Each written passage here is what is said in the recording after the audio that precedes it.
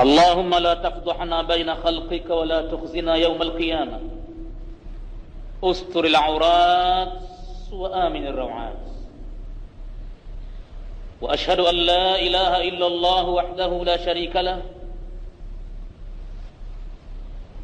وأشهد أن محمدا عبده ورسوله وصفيه وخليله.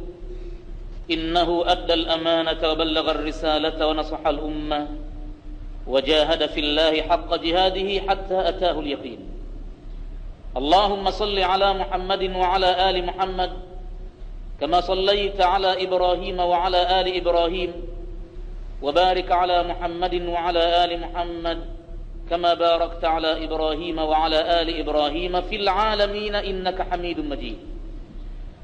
أما بعد، فإن أصدق الحديث كتاب الله تعالى، وخير الهدي هدي محمد صلى الله عليه وسلم، وشر الأمور محدثاتها، وكل محدثة بدعة، وكل بدعة ضلالة، وكل ضلالة في النار. اللهم إنا نعوذ بك من عذاب النار.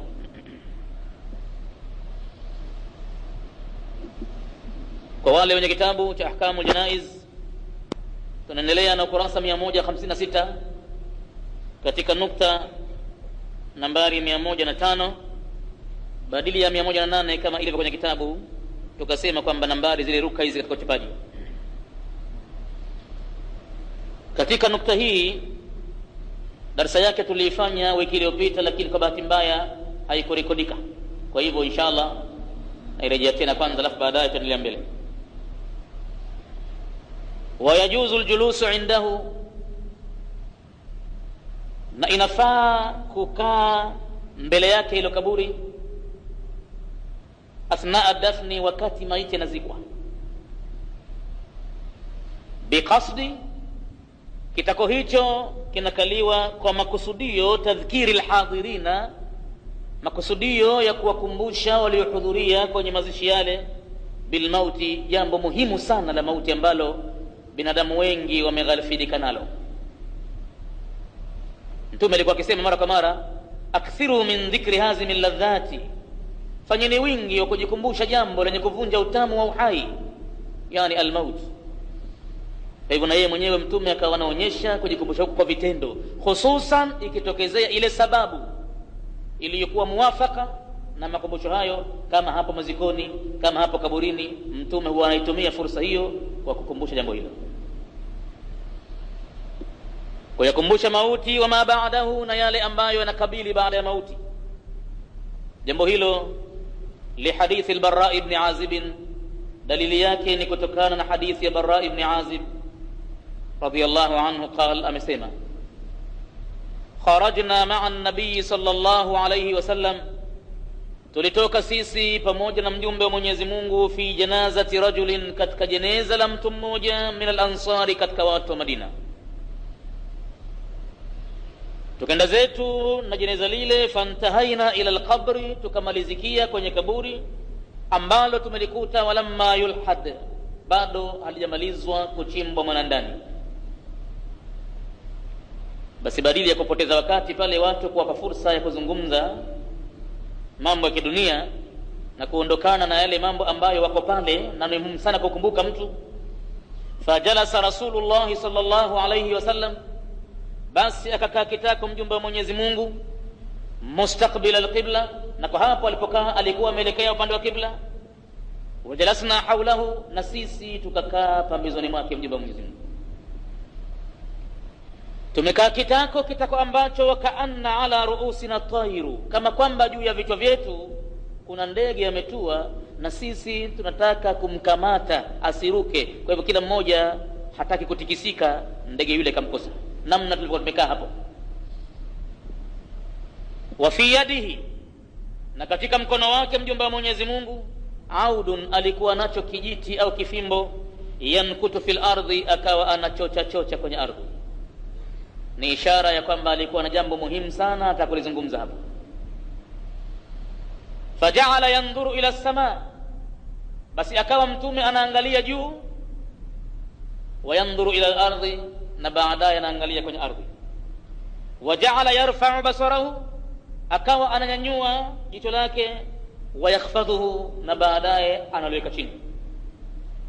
Thalathan, amefanya hivyo bwana mtume kiasi mara 3. Faqala, kauli yake ya mwanzo aliyoinua hapo baada ya kufanya mambo hayo, akasema kutuambia sisi, ista'idhu billahi min adhabil qabr,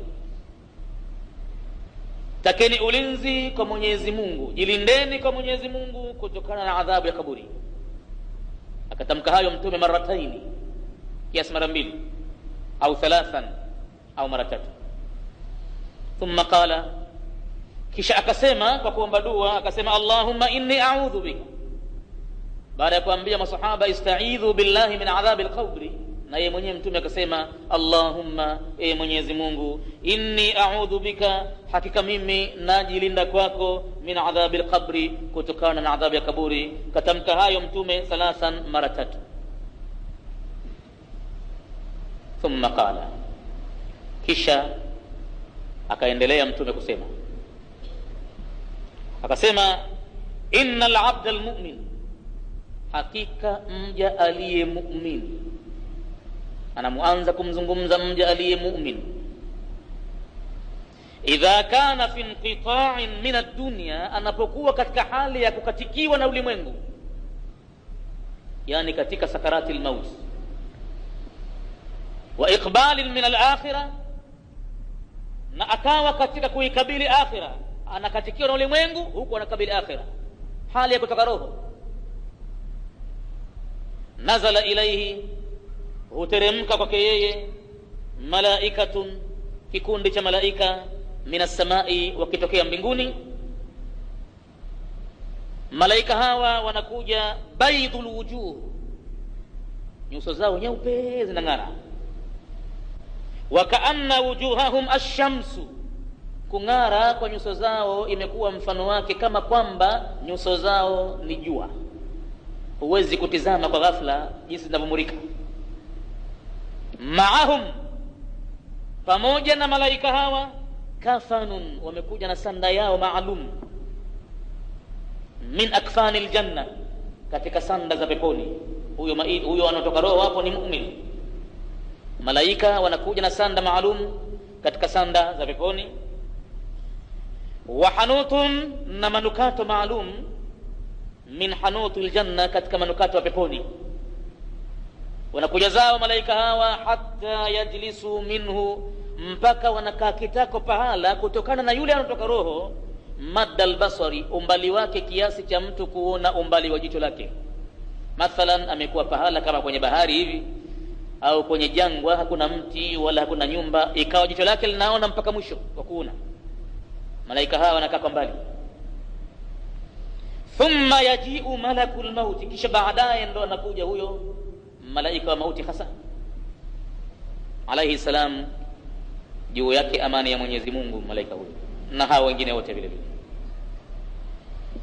Akasema Albani, hadha huwa ismuhu, hili ndo jina lake malaika huyu, fil kitabi was sunna, tokea kwenye Qur'ani na kwenye sunna, hivi ndivyo anavyoitwa. Wa amma tasmiyatuhu, ama kumpanga jina malaika huyu,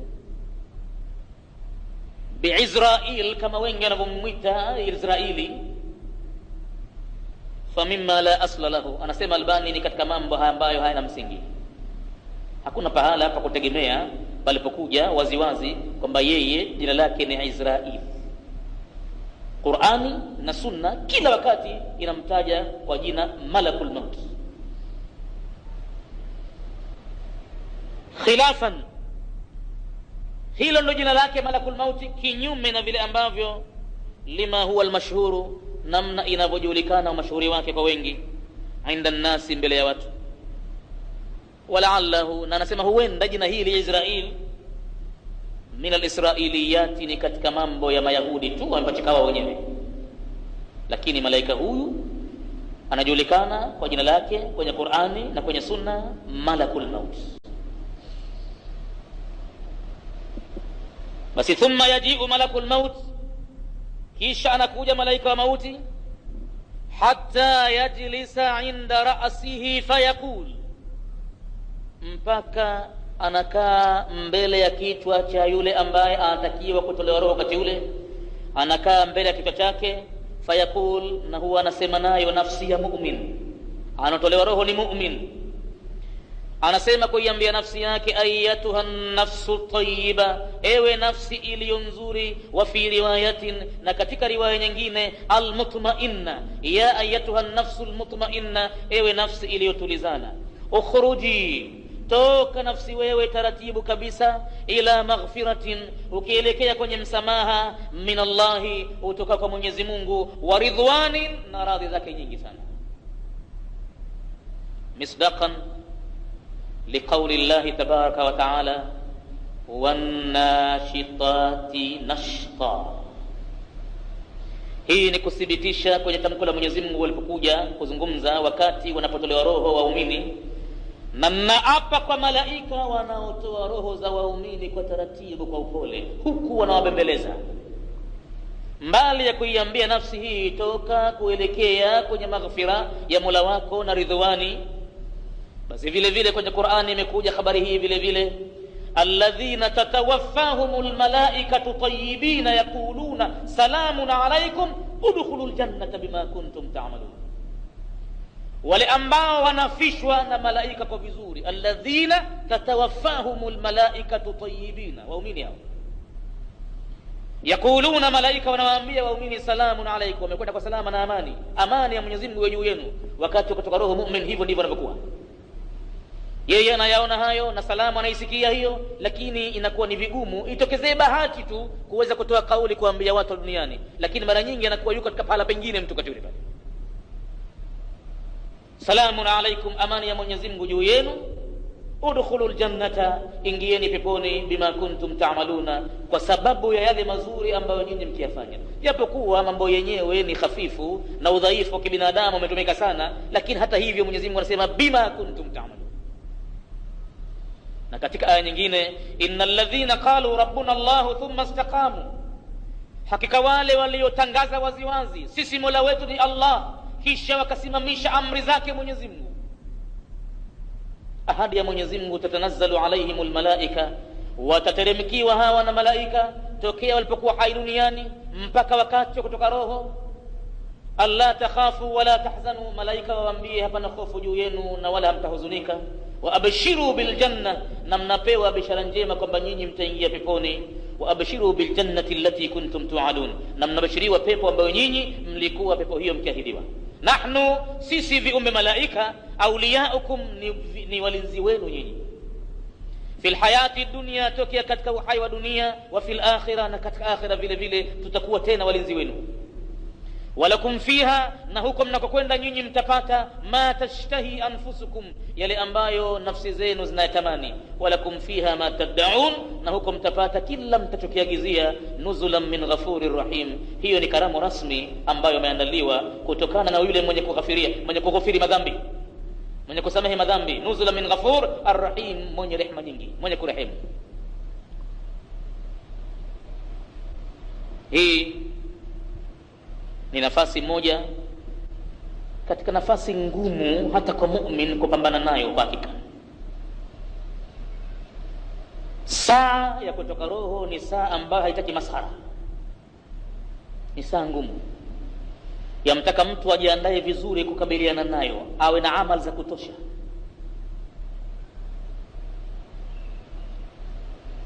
Hatta nafsu rasulillahi sallallahu alayhi wasallam nama ala firashi al-maut, mbali ya mu'min wa kawaida, mpaka nafsi ya mjumbe wa Mwenyezi Mungu alipolala katika tandiko la kuondoka duniani,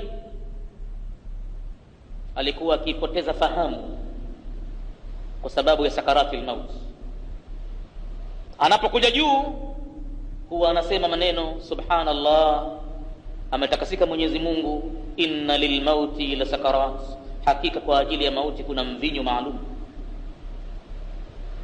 Na pale kaburini anawaambia watu ista'idhu billahi min adhabil qabri, baada ya kutoka roho kuna mambo mengine vile vile.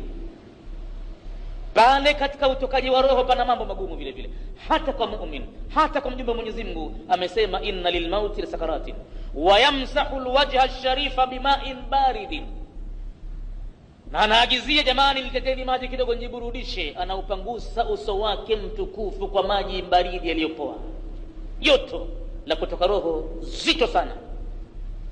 Wakati ule ndio pahala pa mtihani. Tunapokea ya kwamba idha qala al-abdu la ilaha illa Allah, wakati ule ni muhimu sana mtu kutamkishwa, hasa na yule aliye mbele yake pale atamke la ilaha illa Allah. Ni wakati mzito kwake, si wakati wa kutoa makelele ya ovyo kwamba ndo anaumwa sana na kutaja mama yangu na nini na nini. Hapana. Na yule aliye karibu yake pale kujitahidi mtu wake kumtamkisha kwa talqini hasa. Mtume katamka waziwazi, lakinu mautakum bila ilaha illa Allah, watamkisheni wale wanaotoka roho, mautakum alladhi yamutu, na yule ambaye anakufa wakati ule huitwa almauta. Watamkisheni wanaotoka roho watu wenu bila ilaha illa Allah, tamku la ilaha illa Allah, fa inna man kana akhira kalamihi la ilaha illa Allah dakhala aljanna, kwani yule ambaye atapata bahati ya kuwa neno lake la mwisho baada ya kutamka roho ikatoka, ikiwa amemalizikia maneno yake la ilaha illa Allah, ataingia peponi. Na si rahisi mtu kumalizikia tamko hilo abadan, lazima awe ameishi kwenye hiyo la ilaha illa Allah ndio atapata nafasi ya kuitamka. Idha qala al-abdu la ilaha illa Allah, anaposema mja maneno haya la ilaha illa Allah yenye maana ya kukanusha na kuthibitisha ndani yake. Kitu gani mja anakikanusha? Anakanusha kuwa hapana yoyote anayestahiki kuabudiwa kwa haki, kisha anathibitisha illa, isipokuwa anayestahiki kuabudiwa kwa haki Allah ni Mwenyezi Mungu. Anaposema mja la ilaha illa Allah, hata kama si wakati wa kutoka roho, yuko tu mwenyewe hivi hivi, kisha maliza kusali, katika miongoni mwa dhikri baada ya sala, la ilaha illa Allah wahdahu la sharika lahu, lahul mulku wa lahul hamdu wa huwa ala kulli shay'in qadir. Idha qala al-abdu la ilaha illa Allah sa'ida biha malakun min al-ardh, hupanda nalo tamko lile malaika kutokea ardhini ila samai, anaelekea mbinguni, anapeleka yeye malaika. Na njiani fayalqahu malakun, anakutana na malaika ambaye nazilun, ni mwenye kuteremka, minas samaa, huyo anatokea mbinguni. Wanakutana na upanda na tamko lile la ilaha illallah, yani kutokea ardhini. Fayasaluhu, kumuuliza min aina, mwenzangu atokea wapi wewe safari hii, mbona spidi kubwa namna kama hiyo? Fayaqulu almalaku as-sa'idu, anajibu malaika anopanda na tamko la ilaha illa Allah, lilmalaki, anamjibu malaika an-nazil, mwenye kushuka. Anaotoka ardhini anaulizwa min aina, kutokea wapi mwenzangu? Anamjibu, anamwambia as-sa'adu bi kalimati la ilaha illa Allah, mimi natokea ardhini na napanda na neno la la ilaha illa Allah, min abdin qalaha, kutokana na mja amelisema neno hili sasa hivi punde, mimi nimetumwa na Mwenyezi Mungu nilichukue.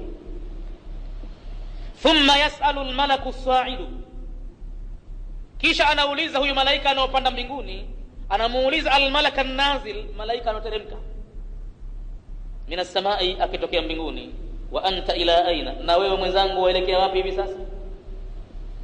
Fayaqulu almalaku an-nazilu, hapo atajibu malaika anoteremka, anzilu lahu, nateremka nalo na mimi neno hilo hilo, nimetumwa niteremke kwa neno hilo hilo alosema mja, bil bara'ati minan nari, kwenda kuthibitisha kwamba yeye yuko mbali na moto, min qibali alwahid alqahari, nimetumwa hivyo na yule aliye mmoja mteza nguvu. Kalima la ilaha illa Allah, na katika pahala panapohitajia sana tamko hilo, inda sakaratil mauti, panahitajia sana. Man kana akhira kalamihi la ilaha illa Allah dakhala aljanna, laqinu mautakum la ilaha illa Allah. Kwa hivyo, ya ayuha linsanu, kabla ya kuendelea na ahkamu janaiz, pahala hapa ilipokuwa ni pagumu mno, ewe mwanadamu, innaka kadihun, hivi uko hai duniani unahangaika sana mja. Hapa unakwenda mbio kutafuta riziki, hapa umejitahidi kufanya ibada, mara umefunga, mara umeswali, mara umetoa sadaka, mara umetoa zaka. innaka kadihun, wewe ni mwenye kujitahidi, lakini kaa ukijua juhudi yako kila ulifanyalo, ila rabbika kadhan, iko siku kwa Mola wako ndiyo stop, nanga itatia pale kwa Mola wako, famulaqihi, utakutana naye.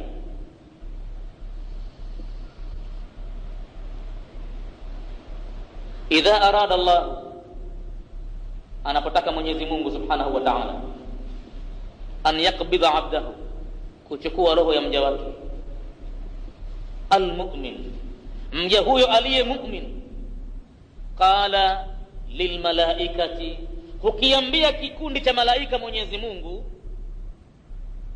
ambao malaika hawa wamehusika na kazi moja tu, lilmalaikati almauti, kikundi cha malaika wa mauti. Kama tulivyoona katika ahkam janaiz, wanateremka wale kikundi chao, wanakaa mada albasari, na baadaye anakuja malakul mauti kufanya shughuli hiyo ya kutoa roho kwenye mwili wa binadamu. Akiwa mja ni mu'min, Mwenyezi Mungu huwaambia malaikatul mauti, inzilu ila abdi, teremkeni hivi sasa kwa mja wangu, kwa sababu yushiku an yastariha, hivi sasa nakurubia mja wangu kupumzika. Apumzike kutokana na nini? Min anai dunia, kutokana na mateso na tabu na mihangaiko ya kidunia aliyokuwa nayo mja wangu. Umaskini ukimpa tabu, mambo chungu nzima, mitihani, misukosuko. Hivi sasa teremkeni kwa mja wangu, kwa sababu umekurubia wakati wa kupumzika mja wangu sasa, min anai dunia, kutokana na shida za ulimwengu. Fatanzilu, kikundi cha malaika baada ya kupata amri hiyo, fatanzilu almalaikatu, huteremka malaika hawa, wa ma'aha almisku, pamoja na wao kuna miski, waraihan, na manukato mengine mbalimbali. Fayadkhuluna alayka ya ibn adam, basi wanaingia juu yako malaika hawa, ewe mwanadamu, yaqraunaka assalam, watakutolea amani, kama mja wenyewe ni mu'min mtekelezaji, watatoa amani, kama aya tuliyosoma punde hivi katika sura kwa kitabu cha Mwenyezi Mungu, alladhina tawaffahumul malaikatu tayyibina yaquluna salamun alaykum, katika sura az-Zumar, udkhulul jannata bima kuntum ta'malun. Basi wayaquluna laka, na kisha watakwambia hawa malaika, tifta dunya mashrikan wa maghriban, wewe mja umehangaika katika ulimwengu, mashariki umekwenda na magharibi umekwenda, umesafiri sana, nafasi hii ya sasa hivi ulionayo, tunakuuliza mja, na huyu ni mu'min, amefikiwa na kikundi cha malaika, anaambiwa, famal ladhi ataita bihi fiha fi hadhihi saa ya ibn adam, ulipokaa duniani na ukenda mashariki na magharibi, ni kitu gani umekuja nacho ili kukusaidia katika saa hii ya kutolewa roho? Una chochote kile cha kusaidia sasa hivi hapa? Kwa sababu ni wakati mgumu sana huko kwako, ni pahala panapo mtihani mkubwa sana, mzito. Uzito wake, dhahaba an-nabiy sallallahu alayhi wasallam liyauda rajulan maridan min al-ansari, tutapata kuona uzito wake. Mtume kenda kumkagua mgonjwa mahututi, anatizamiwa wakati wowote ule kwa muda wiki nzima, hana kauli. Kenda kumkagua mgonjwa huyu, ni katika watu Ansari.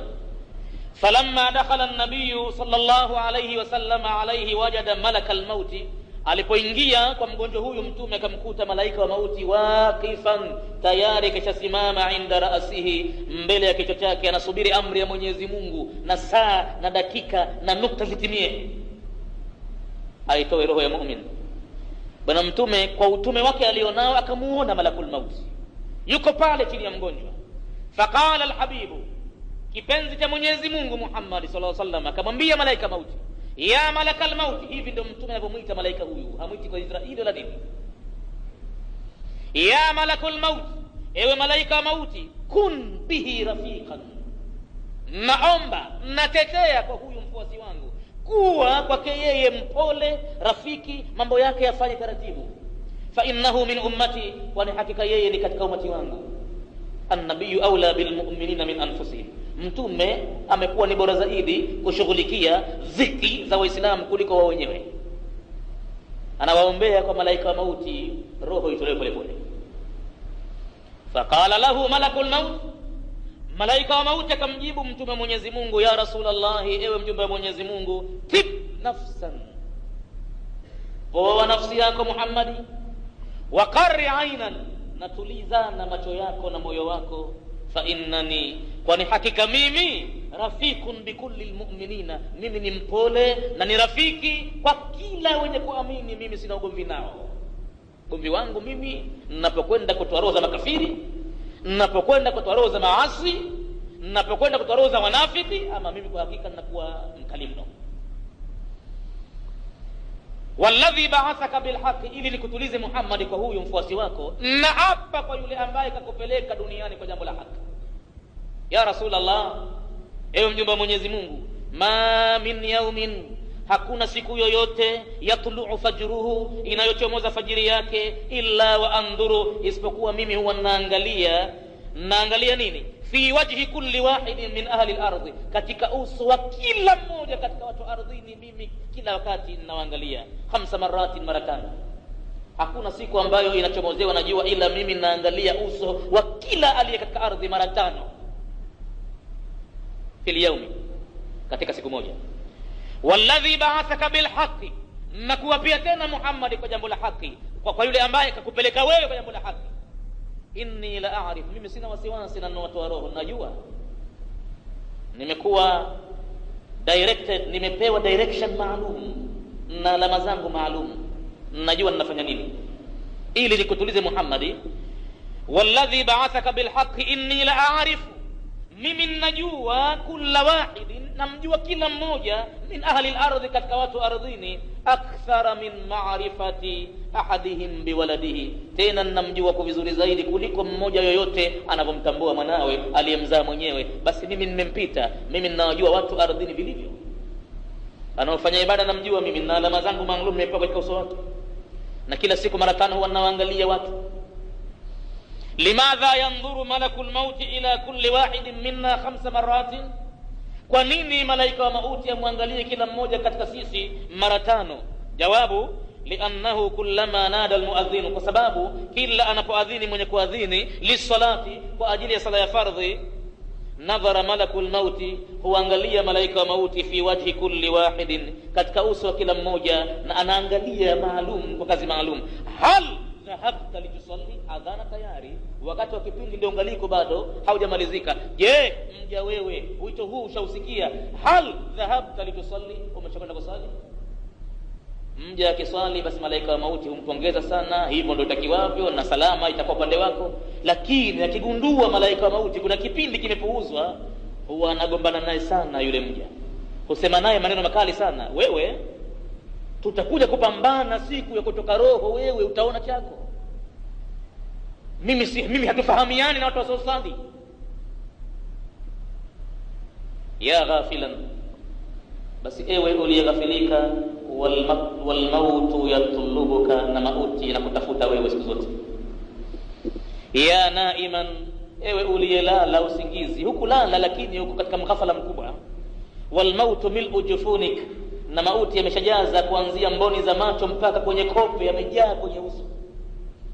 Kama atatokezea mtu anaotambua baadhi ya mambo haya, akipewa kipaji na Mwenyezi Mungu, ataweza kutambua kwamba macho ya huyu sasa hayaangalii duniani, yanaangalia kwingine. Ameshabadilika mtu macho yake. Watambuzi wa mambo hujua, mgonjwa ukimtizama tu wanamjua sasa yuko katika tahayuri, ana tahayari, hakutizami akakuchanganyia macho, yuko katika kuona mambo mengine. Ameshakuwa anazungumza na watu wengine, anaonana na watu wengine. Leo kuna sahibu yangu mmoja alikuwa anakumbusha wakati alipopigwa na tumbo la kolera hili liloingia kwa nguvu hiki kipindi kilichopita. Limkumba na kabahatika kupona. Basi anasema, kwa hakika nilipopoteza fahamu baada ya kwenda kiasi mara 5 hivi choo kikubwa na kutapika, kwa hakika nilihisi ya kwamba mwili wangu unang'ang'ana, maji nishayatoa mwilini, macho yangu kiasi ambacho yametisha, yameingia ndani, watu wa nyumbani wananiogopa kunigusa. Mimi nimepoteza fahamu, ananiambia, nikajishtukia niko hospitali baada ya drip za kutia kwa spidi. Mleo usingizini mwangu katika kuzimia kwangu, ananiambia, kwa hakika niligundua wakati ule mtu lazima anabadilika. Nilikuwa nikizungumza na wazee wangu wa zamani, washakufa wote, nikionana nao. tunazungumza kabisa kabisa na maiti. Wakati nilipokuja juu nilishtuka sana kwamba mimi nilikuwa nikizungumza na maiti sasa hivi chungu nzima na mnawajua fulani fulani fulani fulani. Kwa hivyo macho huwa yanajazwa mauti kiasi ambacho mtu mwenye kumtizama akiwa na maarifa anajua tu mgonjwa wake yuko kwenye kuaga dunia, shabadilika rangi, shakuwa vingine kabisa. Hata ukimwita akifumbua kikutizama, basi utayaona tu yale macho yake hayako katika dunia tena, yako pala pengine, sio macho yake kawaida. Kulla yawmin 5 maratin, kila siku mara 5. Yaarifuna malakul mauti, anatutambua sisi malaika wa mauti, tena kututambua kwenyewe akthara min ma'rifati ahadina liwaladihi, wa zaidi kuliko mmoja wetu anavyomtambua mwanawe. Yakulu Allah tabaraka wa taala, kabla ya kuendelea na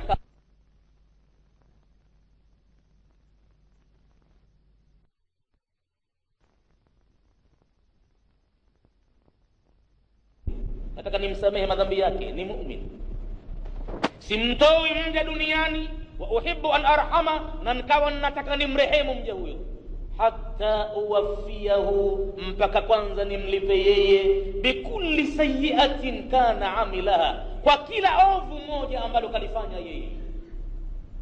Nimlipe nini?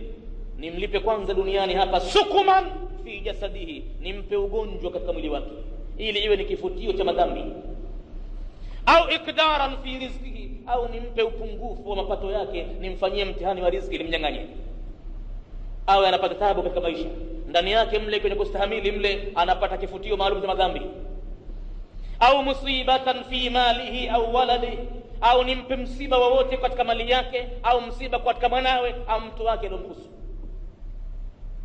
Nikishamfanyia yote hayo, fa idha baqiyat lahu sayyi'atun ba'da dhalika, likibakia kosa moja halikufutika kwa maradhi, halikufutika kwa misiba, halikufutika kwa lolote, liko bado zito sana kosa hilo, na halikutajwa maksudi ili mtu aogope makosa yote.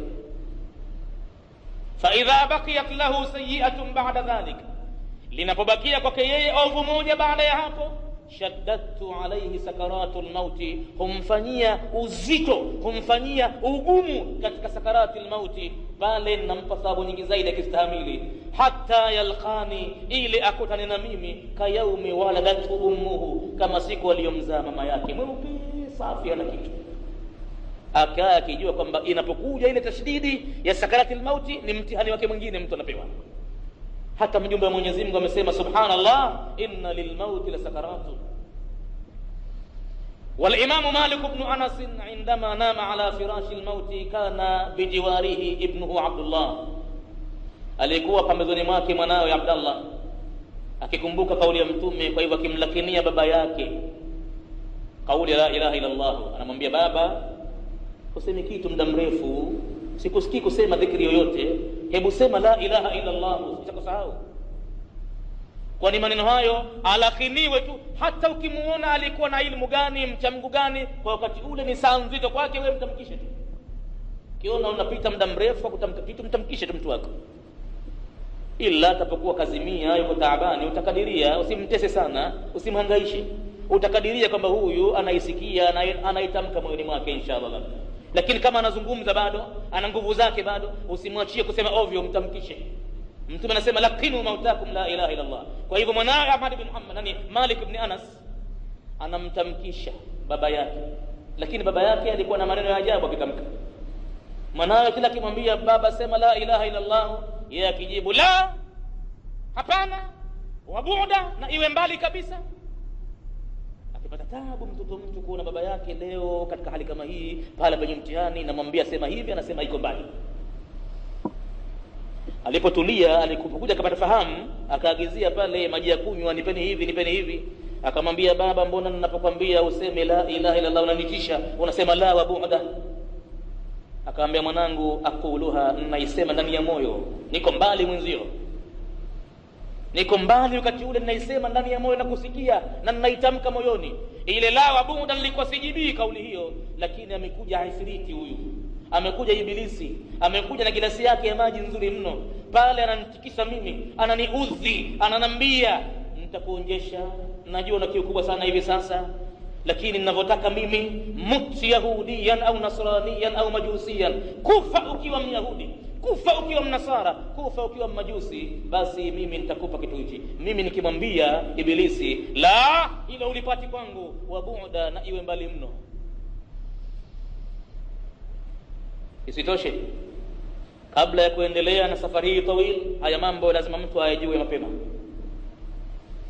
Wa bainama sahabiyun, hii ni habari ya mu'min tu tunaizungumza. Hao kina Malik ibn Anas waumini tu, hao wamefikwa na hali kama hiyo, hao ni waumini. Wa bainama sahabiyun, na wakati sahaba mwingine naye vile vile min sahabati rasulillah, katika masahaba wa mjumbe wa Mwenyezi Mungu, wa huwa fi sakarati almauti, akiwa katika sakarati almauti. Wa dhahaba ba'd ashabi rasulillah sallallahu alayhi wasallam, wakaondoka kikundi cha baadhi ya masahaba wa mtume, yahdhuruna sakarati mautihi, kuhudhuria sakarati ya mauti yake. Ni muhimu sana wakati ule wa sakarati mauti kuwepo mtu mwenye ilmu, kuwepo mtu mu'min, kuwepo mtu mwema chini ya ambaye anakufa, muhimu sana. Na hapatakiwi kabisa pale wakati kuweko mtu ovyo ovyo mbele yake, mtu asiyokuwa na imani barabara, mtu aliyekuwa mushrik, mtu kajaa madhambi, haifai kuweko pale, atakuwa anamzidishia shakawa, hafahamu kitu, pengine aomboleze pale, pengine angueliwe alie pale, hayafai mambo yale wakati ule. Pale anatakiwa pale apewe tamko la ilaha illa Allah, na kuliwazwa kwa ugonjwa ule kwa kuambiwa kwamba la ba'sa tahurun insha Allah, hapana ubaya wowote, usisikitike, usipate tabu, hichi ni kifutio chako cha madhambi apendapo Mwenyezi Mungu. Wal maradhu yaghfiru dhunub, maradhi anasamea madhambi, anapewa moyo, analiwazwa. Basi wamekwenda kikundi cha masahaba kumshuhudia mtu ambaye anatoka roho,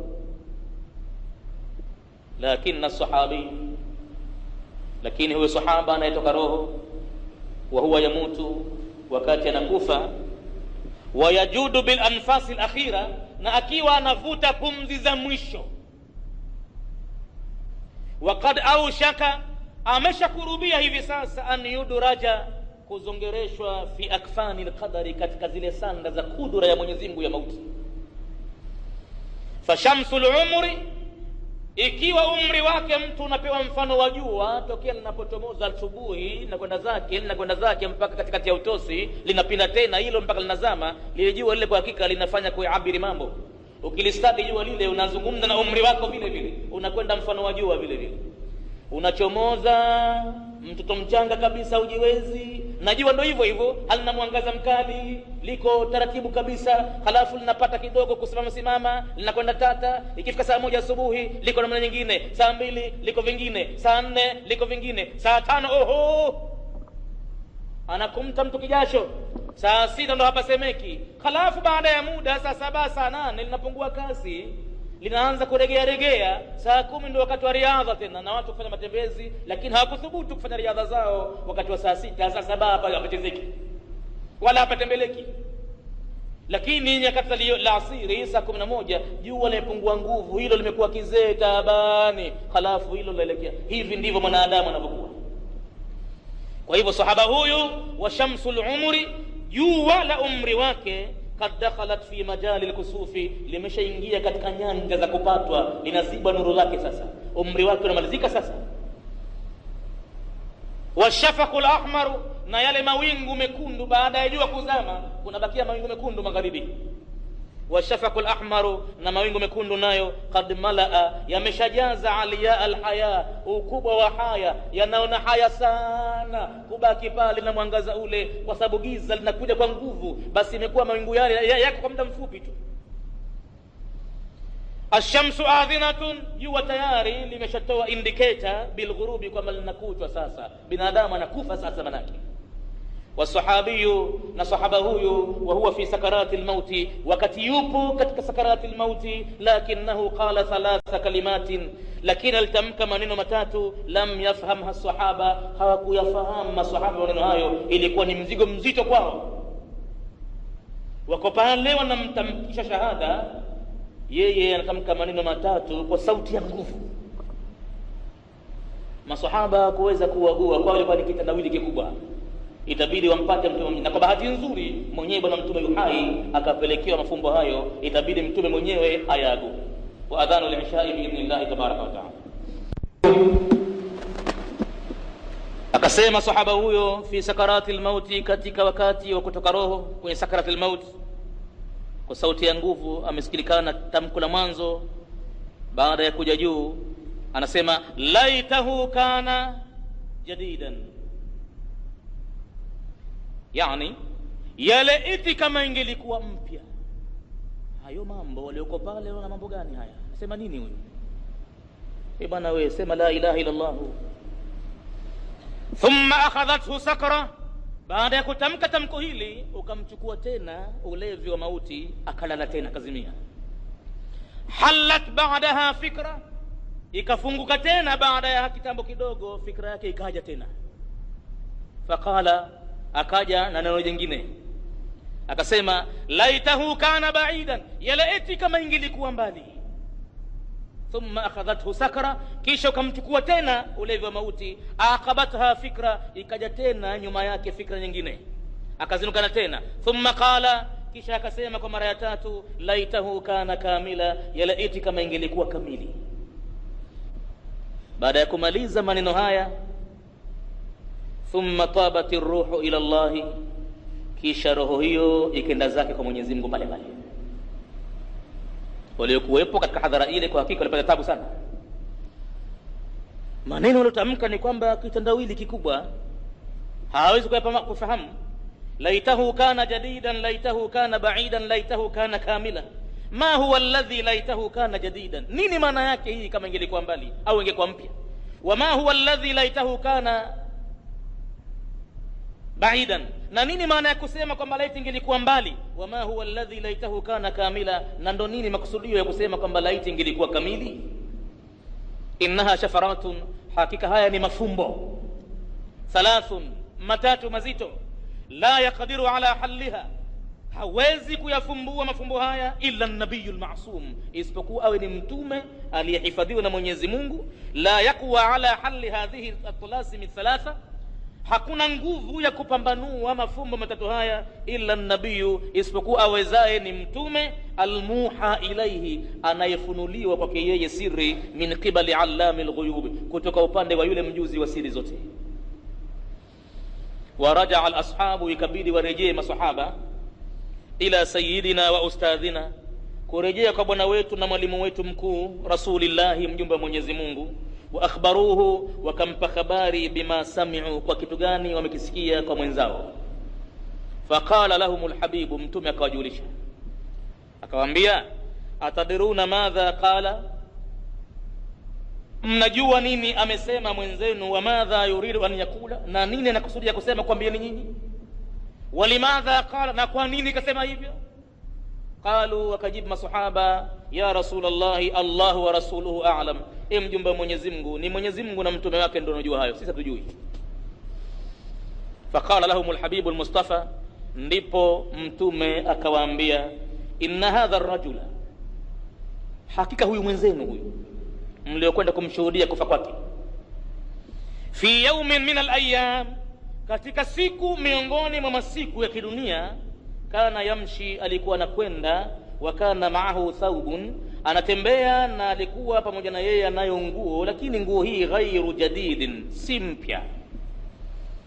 Thawbun fihi ba'dhu al-bila, ni nguo ambayo ndani yake mna baadhi ya uchakavu kuu mno, inakaribia kwenda zake tena, pengine ukiigusa kwa nguvu, ukifua kwa nguvu, kikamua itachanika. Lakini fawajada miskinan, njiani akamkuta maskini, yataasafu, anasikitika sana maskini yule, min shiddatil bardi, kutokana na baridi kali inamtetemesha, na nguo zake nyepesi. Fa'atahu thawbahu, huyu bwana akaona hii nguo nitampa yeye huyu, ajizuilie na baridi hii. Falamma hadarathu alwafa, yalipomhudhuria mauti, raa qasran, aliliona jumba fi qusuri aljanna, ndani ya majumba ya peponi. Faqalat lahu, hapo ndipo aliposema Faqalat lahu almalaika, malaika walimwambia, hadha alqasru qasruka, jumba hili ni lako wewe, liannaka tasaddaqta dhata lailatin, kwa sababu wewe ulitoa sadaka usiku mmoja, ala miskinin, kumpa masikini, bithaubin, nguo ile, unakumbuka ile nguo ile. Faqala rajulu, alishtuka sana huyo mtu, akasema bithaub, kwa nguo yenyewe ndo ile ilikuwa siku 2-3 mimi nitaitupilia mbali? Qalu na'am, malaika wanamwambia ndio, kwa nguo ile. Qala, yule bwana akajibu, wakati sakatil mauti pale anajibizana nao malaika pale, akasema, inna thawba kana baliyan, ile nguo ilikuwa imechakaa, fama baluna law kana jadidan.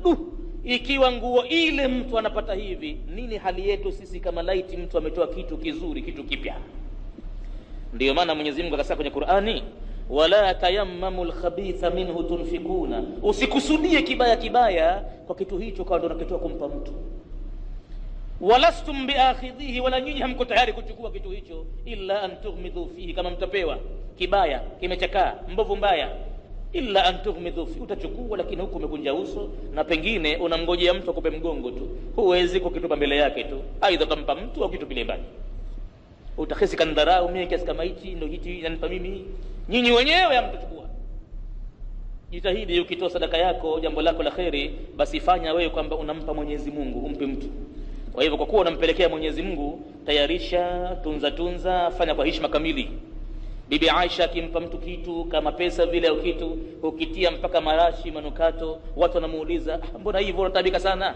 Akaambia, kwa sababu mimi simpi huyu, nampa Mwenyezi Mungu hichi kitu.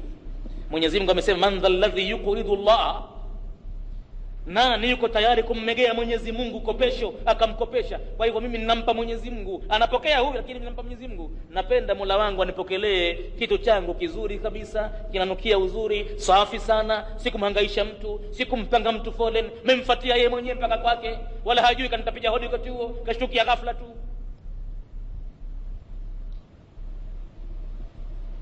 Fama baluna law kana jadidan, nini hali yetu laiti kitu kile kilichotolewa kama ingekuwa ni kipya? Laitahu kana jadidan la shay'a yadhi'u, hakuna chochote ambacho kitapotea inda Allah, bila ya Mwenyezi Mungu, abadan, hata utoe kitu gani Mwenyezi Mungu atakulipa. Idha kana hadha thawbu qadiman, itapokuwa hii nguo iliyotolewa ni kuukuu. Wa ma'a dhalika, na pamoja na hayo, iddakhara Allahu li, anasema yule bwana, Mwenyezi Mungu ameniwekea akiba mimi, qasran fil janna, jumba kubwa peponi. Fama baluna law kana jadidan, nini hali yetu laitani kama nguo yenyewe itakuwa mpya? Inna Muhammadan sallallahu alayhi wasallam yaqul, hakika mtume anasema, ittaqin nara walau bishiqqi tamra, uogopeni moto japo kwa kitu kidogo, kama kwa yatende hivi. Mpe mtu, huna kabisa, basi kwa moja yatende au nusu yake, kati shiqqi tamra, nusu mpe mtu, ili ujiokoe na moto wa Mwenyezi Mungu. Laitahu kana ba'idan, mtume akamwambia, na aliposema kwamba laiti iwe mbali, ma hadha ya habiballahi, ni maneno gani haya mtume wa Mwenyezi Mungu? Qala ar-rasulu sallallahu alayhi wasallama, alisema mjumbe wa Mwenyezi Mungu, inna hadha ar-rajula, hakika mtu huyu, kana mutawajjihan ila al-masjid, alikuwa yuko njiani anaelekea msikitini, kuja msikiti wangu Madina kusali na mimi. Njiani, fawajada abdan muq'adan, akamkuta mja wa Mwenyezi Mungu kiwete amekaa kitako, li anna birijlaihi shalalan, kwa sababu kwenye miguu yake kumepatikana stroke, hawezi kwenda. Qala lahu, akasema kiwete yule, khudhni, nichukue na mimi bwana, li usalli waraa rasulillah, napenda sala alfajiri hii nikasali nyuma ya mtume, inakuwa na ashrafu zaidi, ina thawabu kubwa zaidi, tafadhali nakuomba nichukue na mimi. Fahamalahu ar-rajulu, yule bwana akambeba, ala dhahrihi, juu ya mgongo wake, wa dhahaba bihi ila almasjid, akaenda naye mpaka msikiti wa mtume, fasalla, akasali pale. Falamma hadarathu alwafa, basi alipomhudhuria mauti, raa qasran, akaliona jumba, min qusuri aljanna, katika majumba makubwa ya peponi. Faqalat lahu malaikatul mauti, wale malaika mauti wakati wanamtoa roho walisema kumwambia, inna hadha alqasra qasruka, hakika jumba hili lako wewe. Maana wakati ule ni wakati mgumu kiasi ambacho mtu vitendo vyake, amali zake zinakuja pale. television inafunguliwa pale, channel zote, tokea amezaliwa mpaka anabaleghe, kiwango cha kuandikiwa madhambi na thawabu. Sasa anaanza kuonyeshwa, unaingia hapa, watoka hapa, umesema hichi, umefanya hichi, hapa unakuiba, hapa umedhulumu, hapa unamuua mtu, na umejisifu umeua 12. Television itakuja wakati ule pale, ndo mtu atapopiga mapindi kulia kushoto, hali ngumu. Mu'min atastarehe sana, lakini sakaratul mauti ataiona vile vile. Qala, yule bwana kuwauliza malaika wa mauti, bi ayi amalin amiltu, jumba kama hili kwa kazi gani nilofanya mimi, tendo gani jema hilo nilolifanya mimi? Qalu lahu, malaika atasema kumwambia yeye, liannaka hamalta muqadan, kwa sababu wewe ulimchukua kiwete, liyusallia fil masjidi, ili ende kaswali jamaa msikitini. Faqala, akajibu yule bwana, lakini laqad kana almasjidu qariban, pahala penyewe palikuwa ni hapo na hapo tu, msikiti ulikuwa karibu na yeye, sikumchukua kwa pahala mbali, hapo na hapo ilikuwa. Laqad kana almasjidu qariban laitahu kana ba'idan, ndipo alipopiga kelele laitahu kana ba'idan, yala iti kama ungelikuwa mbali mambo yangelikuwaje. Idha kana hadha almasjidu ala qurbihi, itapokuwa msikiti huu juu ya ukurbu wake uliovo, manhanillahu, amenipa Mwenyezi Mungu mimi bihi, kwa tendo hilo, kasran fil janna, fama baluna law kana ba'idan, nini hadi yetu sisi laitani kama mtu kahangaika na jambo kwa pahala pambani. Laitahu kana kamila, neno lake la tatu alisema laiti kama ingelikuwa kamili. Mtume Mwenyezi Mungu anafasiri, anasema kwa hakika hii kamila, raghifun, ni kipande cha mkate. Tasaddaqa ar-rajulu, alichokitoa sadaka bwana huyu, bijuz'in minhu, tena ni sehemu yake, si wote, kakata kipande, kampa ala ja'i'in, mwenye njaa, kamkuta taabani, akammegea kitu. Wal afwahu al-ja'i'atu, na vinywa vya wenye njaa, aula bisadaqati, vimekuwa ndo bora zaidi kupewa sadaka, min baiti llahi alharam, kuliko mtu kwenda kuizuru nyumba ya Mwenyezi Mungu ya Kaaba. Hilo mtu aelewe, kama mbele yake kuna watu wana njaa, basi kuizuia midomo yao ni bora zaidi kuliko kwenda Kaaba, hususan kwenda huko ikiwa ni katika mambo ya nawafil, bali hata kama ni fardhi, hata kama ni kwanza mara ya mwanzo, kuzuia kinywa cha mwenye njaa bora zaidi. Bas bwana huyu wakati alipokuwa katika sakatil mauti, juz'un min raghifin, ni kipande kidogo cha mkate, tasaddaqa bihi ar-rajulu, kakitoa sadaka mtu huyo, ala ja'i'in, kumpa mwenye njaa. Falamma hadaratu al-wafa, yalipomhudhuria mauti, raa qasran thalithan, akaliona jumba la tatu, fi riyadil janna, katika bustani ya peponi. Fasaala, aliuliza, liman, jamani jumba la nani hili? Qalu laka, malaika anamwambia na hii lako wewe vile vile. Qala bi ayi amalin, akasema kwa amali gani niloifanya? Qalu li annaka tasaddaqta dhata yawmin, kwa sababu wewe ulitoa sadaka siku moja, ala miskinin, kumpa masikini, bi ba'dhi raghifin, kwa baadhi ya mkate tu. Ba'dhu raghifin, aliuliza kwa mshangao yule bwana, kwa baadhi ya mkate ule tulilotoa? Qalu na'am, malaika anamwambia ndio. Qala, akajibu, laitahu kana kamila. Hapo ndo sauti yake ilipokuja, yuko kwenye mazungumzo na malaika, kauli imekuja laitahu kana kamila, kwa nguvu kutoka nje juu sauti yake. Thalathu shafaratin, ni mafumbo matatu, halaha sayyidul kainati, ameyafumbua yule bwana wa ulimwengu.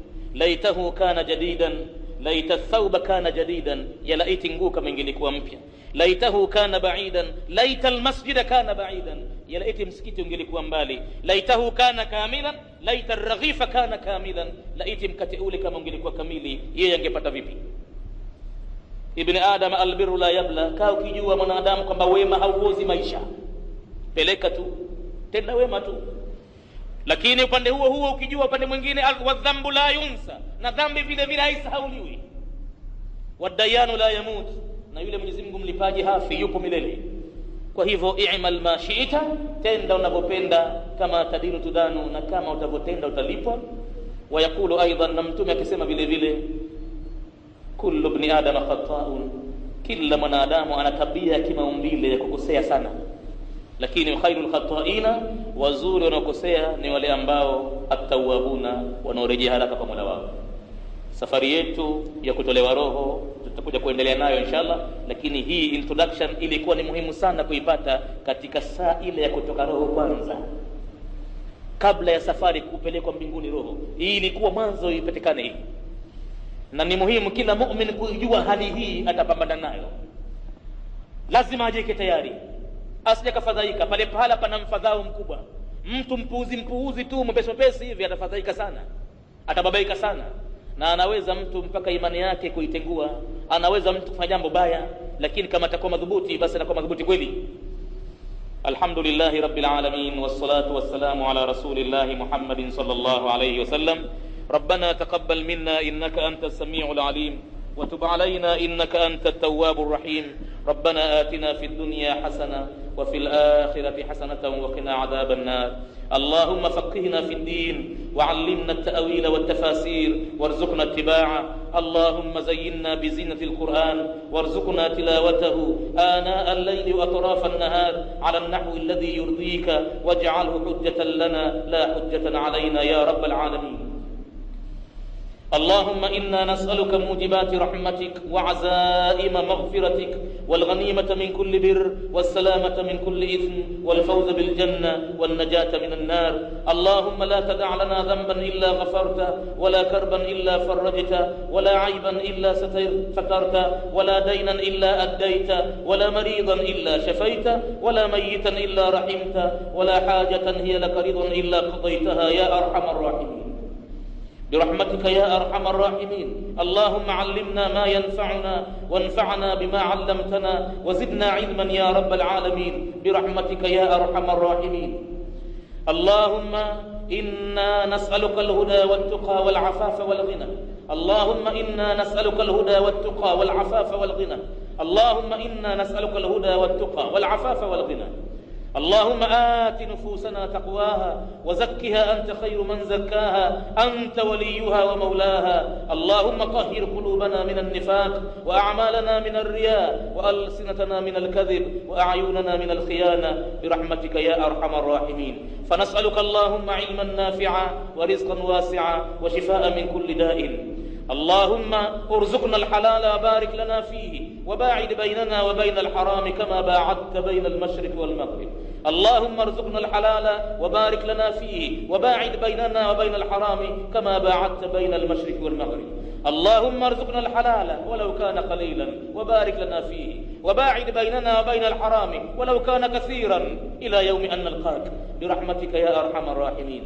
اللهم اقسم لنا من خشيتك ما تحول به بيننا وبين معاصيتك، واقسم لنا من طاعتك ما تبلغنا به جنتك، واقسم لنا من اليقين ما تهون به علينا مصائب الدنيا، ومتعنا بأسماعنا وأبصارنا وقواتنا ما أحييتنا، واجعله الوارث منا.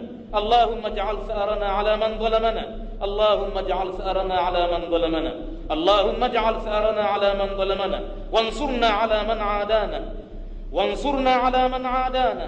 لا تجعل الدنيا أكبر همنا ولا مبلغ علمنا، ولا تسلط علينا بذنوبنا من لا يخافك ولا يرحمنا. لا تجعل مصيبتنا في ديننا. لا تجعل الدنيا أكبر همنا ولا مبلغ علمنا، ولا تسلط علينا بذنوبنا من لا يخافك ولا يرحمنا برحمتك يا أرحم الراحمين. اللهم إنا نسألك من الخير كله عاجله وآجله ما علمنا منه وما لم نعلم، ونعوذ بك من الشر كله عاجله وآجله ما علمنا منه وما لم نعلم، ونسألك الجنة وما يقرب إليها من قول وعمل ونية واعتقاد، ونعوذ بك من النار وما يقرب إليها من قول وعمل ونية واعتقاد. اللهم وما قضيت لنا من الأمور فاجعل عاقبتها رشدا، فاجعل عاقبتها رشدا، فاجعل عاقبتها رشدا برحمتك يا أرحم الراحمين. وصلى الله على سيدنا محمد النبي الأمي وعلى آله وصحبه وسلم، والحمد لله رب العالمين. وأقم الصلاة.